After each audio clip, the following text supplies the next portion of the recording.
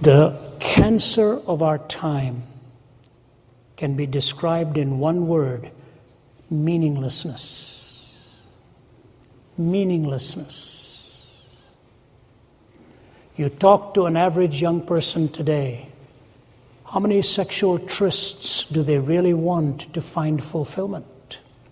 How much money in the bank do they really want to find fulfillment? The loneliest people in the world I have found have been the most indulgent ones who've come away totally empty. As Chesterton said, meaninglessness does not come from being weary of pain. Meaninglessness comes from being weary of pleasure.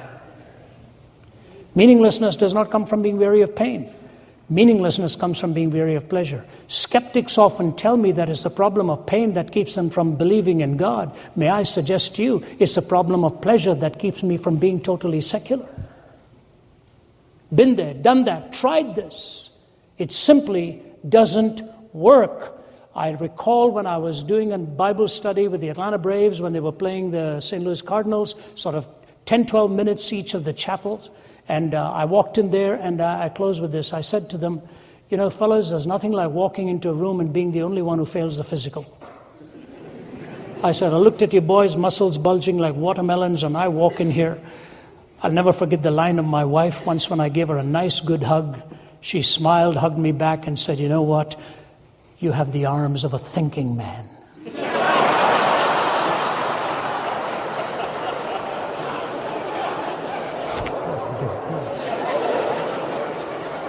I burst out laughing. And she said, I didn't mean it. I didn't mean that in a bad way. I didn't mean that. Oh, what a compliment.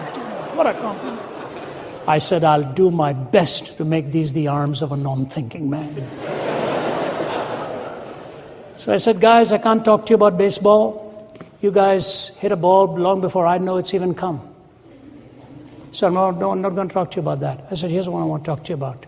How to live your life on the road, because I've probably lived that longer than any one of you sitting in front of me. They leaned forward and started to listen. One of the most notable players from one of the teams, multi-million-dollar contract, walks up towards me and he puts his hand on the back of my neck like this, and then puts his head on my shoulder and starts to sob. And my travel assistant, knowing it was a very precious moment for him, just walked away into the distance, and he looked at me and he said, Ravi, I have more money than I ever thought I'd have, but I want to tell you I've lost everything of real value in my life. I wished I'd applied the principles you gave us today long before. Are we on the highway to abandonment with pleasure without principle, pleasure without boundaries? Think about it. Think about it. You can't have everything. You can't. Meaninglessness is the plague of an average university student around the globe today. I could find better ways to make a living than what I'm doing. But this is a calling. This is a conviction. And I will tell you, I have seen lives transformed who've taken that path and turned away from complete hedonistic paths to a life that builds its moral boundaries with the revelation of God Himself.